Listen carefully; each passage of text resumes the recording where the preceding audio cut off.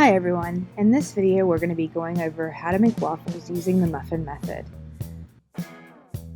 In this recipe you're going to have your ingredients divided into two different categories, dry ingredients and wet ingredients. For your dry ingredients you're going to have all-purpose flour, baking soda, baking powder, salt, and sugar. For your wet ingredients you're going to have eggs, half a stick of butter melted, buttermilk, and vanilla. If you're looking for a substitution for buttermilk, check out our ingredient substitution video. Also, you'll need some cooking spray. So this is a muffin method video, which means you're going to have two different bowls. So we're going to start out with a dry ingredient bowl and a wet ingredient bowl. At this time, you also want to go ahead and preheat your waffle iron because that does take a good amount of time. So go ahead and preheat that. In your dry ingredient bowl, you're going to put your flour, baking soda, baking powder, salt, and sugar, and then mix that up well with the whisk, and that's going to make sure that you don't have to mix it up as much once you add your wet ingredients, because once you add your wet ingredients, mixing can make your batter make a tough end product. Then in your wet ingredient bowl, you're going to add your buttermilk, eggs, vanilla, and then mix that together very well with a whisk as well. Add your melted butter once your other ingredients are combined. Your other ingredients are cold and your melted butter is warm, and so that affects the consistency of this, and so I just add that in once everything else is fully combined, just to increase the chances that it incorporates completely. Then you're going to add your dry ingredients on top of your wet ingredients. That's going to make you not have to mix it as much, and you also are going to mix this together until it's just combined. You can use a regular whisk, a Danish whisk, or a spoon for this, but a couple of lumps in this process are okay. The more you mix this, the tougher your final product is going to be, so don't over mix it. Mix it just until it comes together.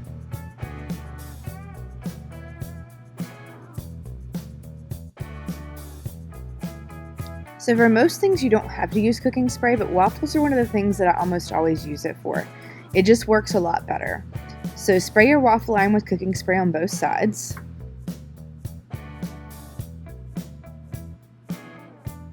And this is a Belgian waffle iron, and what I found with this waffle iron is that it takes about 2.5 scoops to fill it. With any waffle iron that you have, you're going to have to kind of experiment with how much it takes to fill it up. So that's just a process you're going to have to figure out with whatever waffle iron that you purchase. You may end up with some overflowing, but it's just a process. A scoop really helps though with making sure that your sizes are consistent. Then you're going to flip your waffle iron over if yours flips, and check your manual for cook times. It's usually going to have some recommended times. For this one it takes I think about 4 minutes.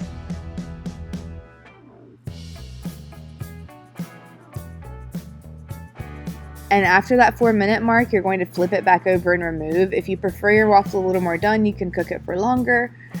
And you're going to remove it with a fork. And if your fingers are not as tough as mine, you can come underneath that with a spatula. After years of working in food service, I just don't feel hot things like I used to.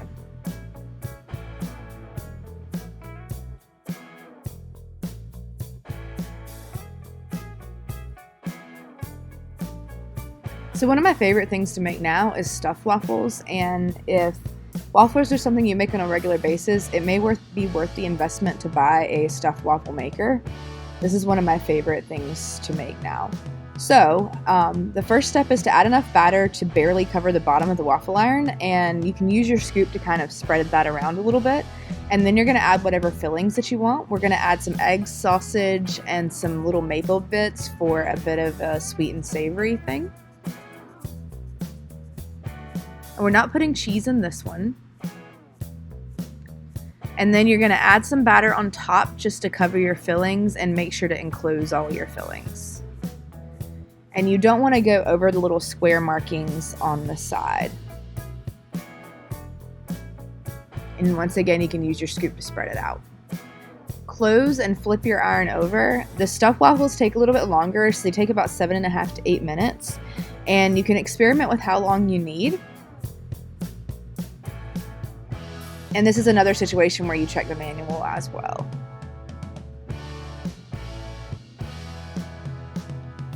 After 7.5 minutes, you're going to flip it back over. And this waffle iron is super cool because you are able to remove it with the ring. So you just pick the ring up and take it over to your plate, and the ring will pop open. You might have to use your fork to kind of pop it out a little bit. And there is your stuffed waffle. Our second stuffed waffle, we are going to use some cheese, and I'm leaving out the maple bits. So we have some sausage, egg, and cheese.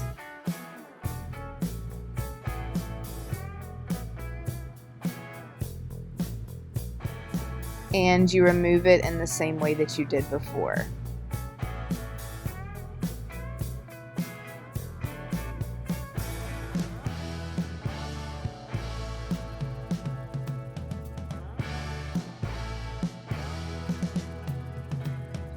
So another great way to stuff waffles is with sweet fillings, and so we're going to be making a strawberry cheesecake stuffed waffle. So start out by mixing 8 ounces of cream cheese, a half a cup of powdered sugar, a teaspoon of vanilla, and about a half a cup of strawberries with a hand mixer. I'm using frozen since strawberries are not in season right now. And the mixer will kind of bust the strawberries up for you. This mixture is not going to be very pretty, but I promise it tastes amazing.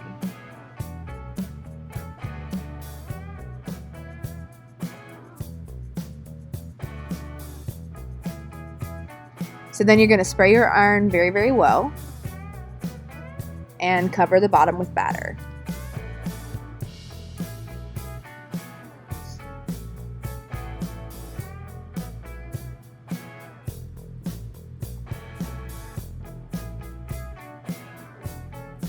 You're adding about a quarter cup of filling, and you want to avoid the edges because with the amount of sugar that is in the filling, it's going to burn if it hits the edges.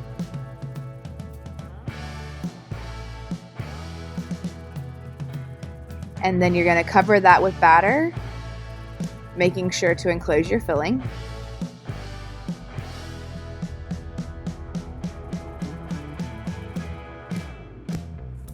And then close and flip. And then set your timer for 7.5 minutes.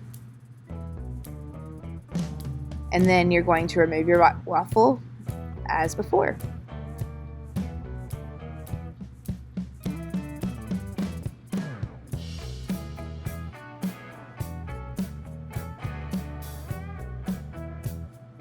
So you can serve these with butter and syrup or by themselves. And as you can see the fillings inside of these with the sausage, egg, and cheese, and your strawberry cheesecake filling. And I can say from experience that all of these taste amazing, and I hope that you try them with your families. Thanks so much for watching Mixing with Merks. Don't forget to like, comment, and subscribe.